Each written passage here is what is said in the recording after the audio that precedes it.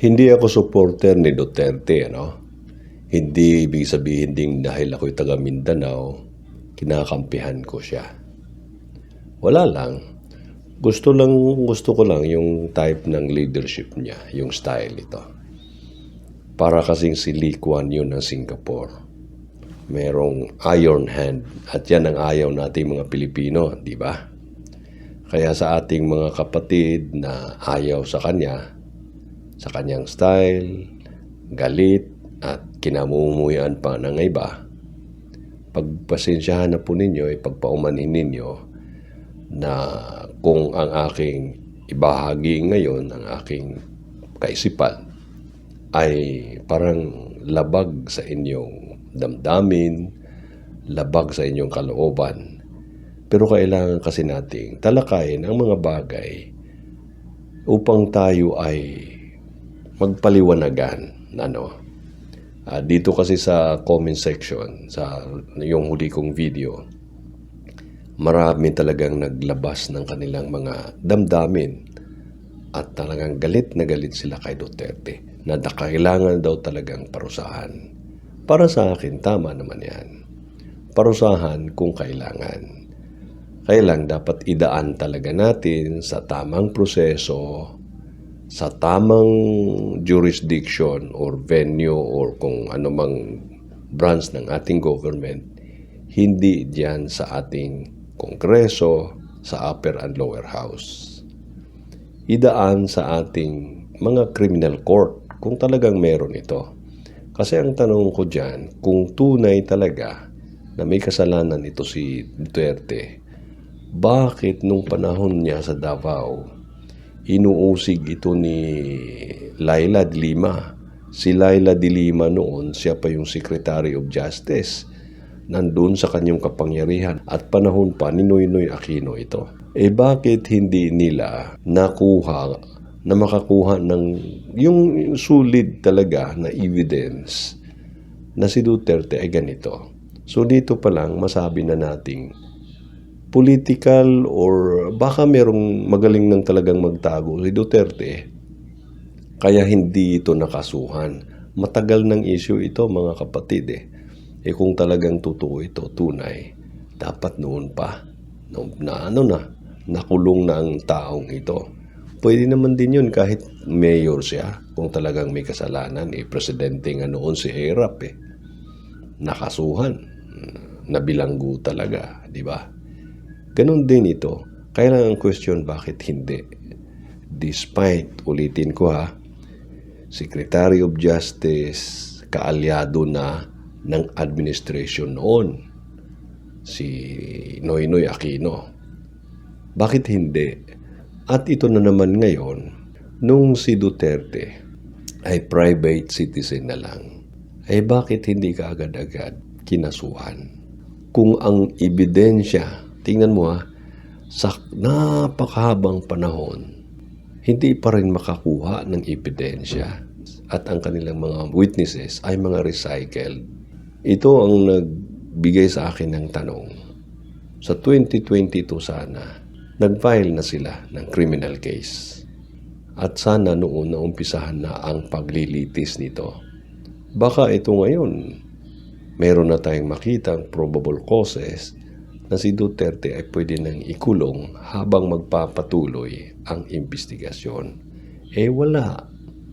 Nasaan itong ating nasa politika? Ating mga congressman at mga senador? Nasaan ang mga ito? Hindi nila nagawa ang dapat nilang gawin noon, hindi na ngayon dapat. Huli na ang lahat. Tumakbo ng kasenador. Sigurado akong manalo na naman ito. Anong gagawin natin? O kayo? Mas lalong magngingit-ngit ang inyong damdamin kay Digong. Samantalang si Digong, laro itong kanya. Na para sa kanya, wala lang. Kasi bakit? Tingin ko wala talagang ginawang kalokohan ito. Kung meron mang mga abuses ito, masabi natin, baka doon sa inutusan niya. Pero siya mismo, ang kanyang pagkatao, ang kanyang integrity. Ulitin ko hindi ako maka-Duterte. Hindi rin dahil taga Mindanao ko, pabor ako sa kanya. Hindi yon. Pinag-uusapan natin yung tunay na kalagayan, yung reality. Ano ba talaga? Ano bang most probable na mga kalagayan na nagiging ganito ang nangyari? Bakit hindi nila mahabol, hindi nila mapin down si Duterte? Yan naman ang kailangan nating malaman, mga kapatid. Ngayon, ang nangyari, pag nagsenador na yan, itong huli nga lang gusto na, humarap daw siya dyan sa Quadcom. Pakinggan din natin itong kanyang sinabi. At alam natin na ang kanyang talagang isa sa kanyang plataforma noon, nung nangangampanya pa siya, lilinisin niya ang Pilipinas sa drugs. At gagawin niya ang lahat. Meron pa nga siyang pahiwatig na talagang kung sino man yung haharang, papatayin niya. At mismo noong nakaupo na siya, ganito ang sinabi niya. Yung sinasabi nila, extrajudicial killing, hindi totoo yan. Why do you have to extrajudicial kill a person? Ang sinabi ko, at bugok talaga itong human rights, both the international one. What I said, I am a lawyer.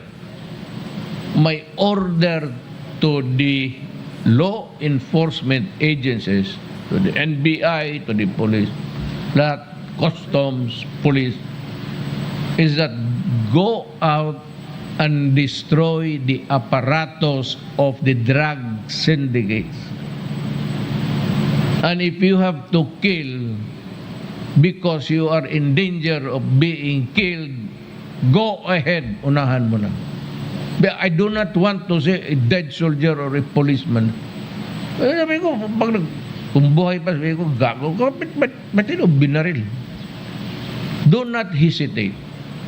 And I said, I take full legal responsibility for it all.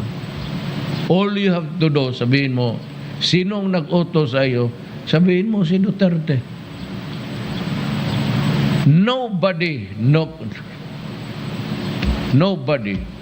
can question my love of country. Do not without children and my country. Alam mo bakit? Sisirain mo ang bayan ko. Putang ina, pag ginawa mo yan, papatayin kita. Hindi naman lahat na tools na kikinig. Pinapatay ko? Talaga. In the course of the fulfillment of official duty. I never said go out and do a shooting spree and kill all the human beings that you could. Only those who will destroy my country. And in doing drugs, sisirain mo talaga.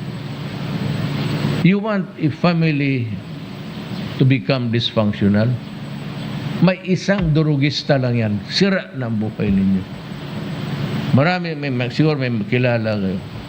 One single addict in the family will destroy and becomes a dysfunctional family. Okay, ngayon.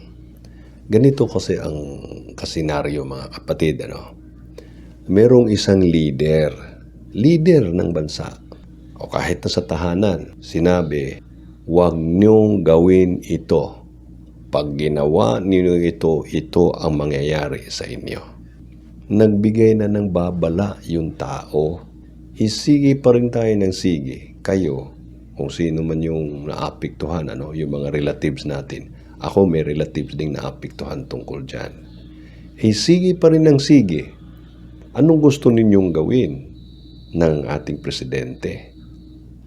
Kagaya ng ating presidente ngayon, na sinasabi niya dahil sa Pogo daw maraming na link na mga government na employees, mga officials. Sabi niya, heads were rolls. Inasaan na yung mga heads, nagugulong. Wala naman hanggang ngayon. Pero si Duterte, pag nagsalita kasi, ginagawa niya. Ito ang klase ng leadership na gusto ko. Kasi ako mismo sa aking pagkatao, ako'y isang private employee. Pag sinabi ko doon sa aking mga tao, pag hindi nyo ginawa itong mangyayari sa inyo. Ganun talagang mangyayari. Kaya, binalaan na tayo. Kayo. Tsaka yung mga relatives na mga gumagawa ng kalukuhan. Binalaan na yung mga taong ito. Sige pa rin ang sige. Sige nga, gagawin talaga ang dapat gawin. Kagaya sa ginawa ng Prime Minister ng Singapore, si Lee Kuan Yew. At siguro, China, sabihin na natin, ganun din ang ginawa. Kasi ito ang kailangan. Hindi natin malilinis ang lipunan kung hindi natin gawin yung mga aksyon na kung sabihin pa natin na ninyo, labag na sa karapatang pangtao. Hindi naman labag sa karapatang pangtao ito kasi binalaan na nga eh. Sinabihan na nga. Ngayon, kung hindi natin ito gawin, kagaya na sa nangyari ngayon, tingnan ninyo. Sa amin lang, sa Mindanao, dati hindi namin nakikita sa gabi yung nasa mga sulok-sulok. Ako mismo, malapit lang sa amin, mga sulok-sulok. May nag-uumpukan, nagda-drugs. Wala na noon yan sa panahon ni Duterte. Ngayon bumalik na naman. Sa panahon kasi ni Duterte, ang command kasi, ang instruction, kung lumaban at malagay ang inyong buhay sa alanganin, in danger, unahan nyo na. Masama ba yan? Kaya lang talagang merong mga pangyayari na kung minsan maaabuso ng mga kapulisan. Mga authority na aabuso nila. O kaya hindi naman, kaya dahil sa inis, irritation, dahil itong mga tao tigas ng ulo. Kaya ang gawin mo, patulugin mo na lang. Justified ba? Hindi. Kailangan nga imbestigahan. Pero isipin naman natin, mga kapatid. Ganito lang isipin natin. Iilan ba ito? Mga taong ito, kumpara mo sa buong population ng Pilipinas. Hindi naman totoo yung sinabi ni Hontiveros, crime against humanity. Anong humanity? Kung halimbawa namatay 7 or 12,000 out of 120 million Filipinos, is that humanity? Pinapalaki kasi nila at tayong mga naapektuhan kung hindi natin bantayan ang ating mga sarili, tayo ay madadala ang ating mga damdamin. At kung minsan, kinakalaban na natin, nilalabanan natin ang mga programa sana na mag-eradicate. So problema, nakagaya nito yung drug abuse. Kaya lang, hindi rin natin masisi ang ating mga kababayan. Kaya kung ganito, subukan nating tingnan naman na ganito. Halimbawa naman, itong mga lulong na sa droga, na nangre-rape, pumapatay, mga bata din meron pa nga mga matatanda, at karamihan mga babae pa ang inaabuso. Ano naman ang ating sabihin dito? Kaya manimbang tayo, no? Merong mapipinsalang mga drug addicts o kung sino man dyan na gumagamit ng droga versus mapipinsalang mga inosente dahil sa droga. Mapipinsalang mga drug addicts dahil o kaya may inosente ring na pinsala dahil sa programa to eradicate drugs versus itong pinsala din sa ating society dahil din sa mga taong gumagamit ng droga. Saan ba ang piliin natin? Kayo kasi mga kapatid, nagsasalita lang kayo ng ganyan. Kasi siguro mahal ninyo ang mga taong siguro na-eliminate, na-abuso siguro ang kanilang karapatang pantao dahil napagdudahan. Kaya tuloy, nawalan sila ng buhay o kaya kung anong dahilan na ikinagagalit ninyo, ikamumuhi ninyo. Paano naman yung mga nabiktima ng mga drug addicts? Sabihin ninyo, hindi ko naman relative yun, hindi ko naman kapatid ang gumawa noon. Hindi nga. Pero ano naman kayang damdamin nila? Di ba? Kayo din, ganun din eh. Kaya dapat manibang tayo at mamili tayo. Saan ba ang ating gusto? Na i-eradicate ito kailang merong mapipinsalang inosente? At posible talagang maabuso din. Kasi wala namang perpektong sistema sa mundo. At tayo'y magiging kagaya na ngayon sa California ng USA na ang kanilang drug addicts ay 5 million na. Itong chart na ipakita ko sa inyo. At ibang mga states ng kanilang bansa, lulong na talaga din sa drugs. Ang kanilang crime rate tumaas na dahil sa droga.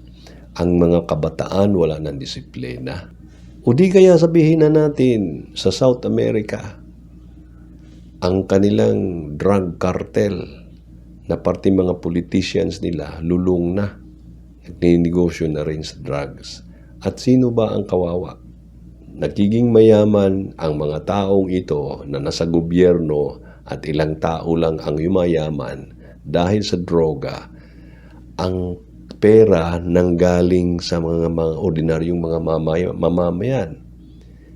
Ang ordinaryong mamamayan, mga bangag na para sila makabili, ninanakawan nila, gumagawa sila ng krimen, sa kapwa nila ordinaryong mamamayan, yumayaman ang mga tao na sa politika na sa ating gobyerno. At ilang mga taong mayayaman sa kanilang bansa. Sa South America ito. Ito ba ang gusto natin? Na tayo ay nagagalit dahil tayo namatayan. Ang aking anak, ang aking pinsan, ang aking kapatid, aking asawa. Inosente yun eh. Hindi totoo. Hindi totoo. Paano nyo nalaman? At kung halimbawa naman, hindi totoo, nagiging, sabihin na lang natin, kasama siya sa collateral damage. War on drugs nga ito eh. Ito yung sinabi ng ating presidente noon. War on drugs. Kaya dapat maintindihan natin ito mga kapatid. Alam ko, meron na namang masasaktang nito. Pero kung minsan kailangan nating masaktan para makita natin ang katotohanan. Pagka tayo nagpatuloy na ganito, na wala na namang ganitong klaseng leadership, mahina kagaya itong ating administration ngayon. Asahan natin na talagang magpapatuloy at lalala naman ang ating problema sa ating bansa.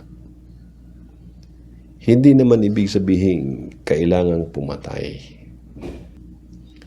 Kaya lang, may mapipinsala talaga. Giyera nga mga kapatid eh. War. Ako, may mga relatives din ako na nagsitago noon at kinakabahan kami. Hindi rin namin alam kung totoo ba na sila talaga ay nalulong o kaya nalulong sa bisyo o nalulong sa negosyo ng droga. Hindi namin alam to. Basta ang nalaman lang namin, nagtago daw dahil isa siya sa mga suspects. Hindi nga namin alam eh. Basta na nagulat kami, hindi naman ganyan. Pero inintindi namin. Kasi nga, kailangan talaga nating i-eradicate ang mga problema. Meron bang mga bagay sa mundong ito na kung kailangan mong ayusin, walang matatamaan, walang maaapektuhan? Wala naman mga kapatid. Lahat ng bagay na gusto mong gawing maayos. Magpatayo ka lang ng building, sisirain mo yung buong paligid. Yung dating mga halaman na gaganda, yung mga kahoy, kailangan putulin. Saktan mo yung lahat ng mga naninirahan diyang mga microorganism, mga kung ano mang mga insektong meron dyan. Dahil kailangan kang magpatayo ng magandang isang palapag ng building o ilang palabag na building. Ang lahat in order na merong order kailangang merong sirain. O kung hindi naman sirain, merong masasagasaan.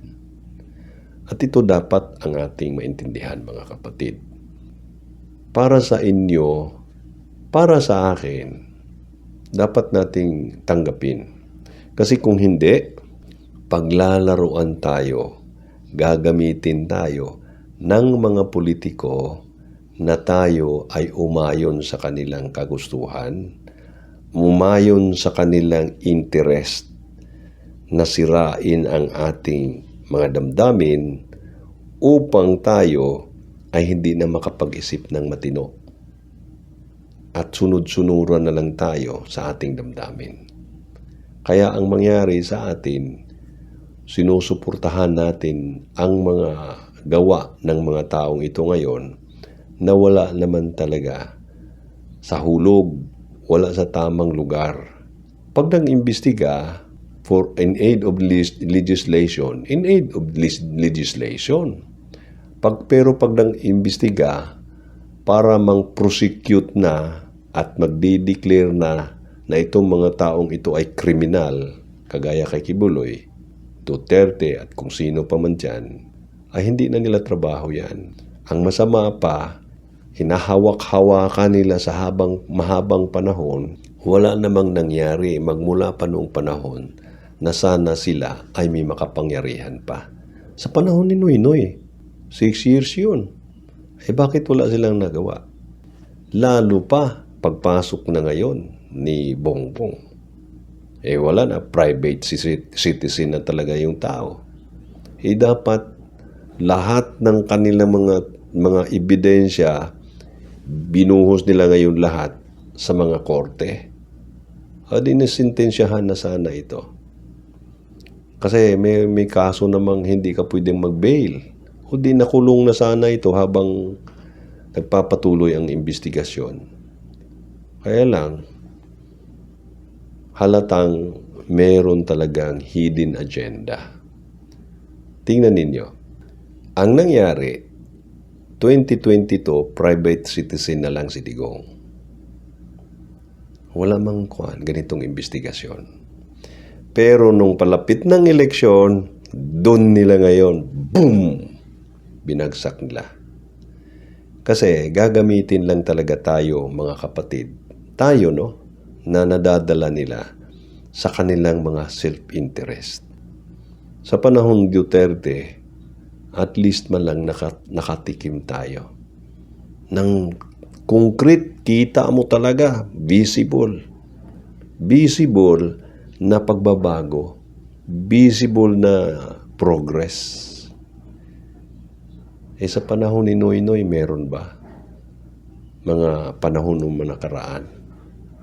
Wala. Sa panahon nitong administration ngayon, meron din ba? Wala din. Meron, nadagdagan ang korupsyon, ang pagpapalipat-lipat ng pera para daw sa mga ibang mga projects na wala naman diyan sa listahan. Yung mga pera na nawala, tingnan na lang natin kung anong magiging resulta nito. Kaya ito ang aking pananawagan na tayo bilang mamamayang Pilipino dapat magbago na ang ating kaisipan. Ang pagbabago ay manggagaling talaga sa atin. At ang pagbabago natin ay ang ating pagbabago ng tingin sa mga bagay sa ating paligid, sa mga bagay na ating narinig.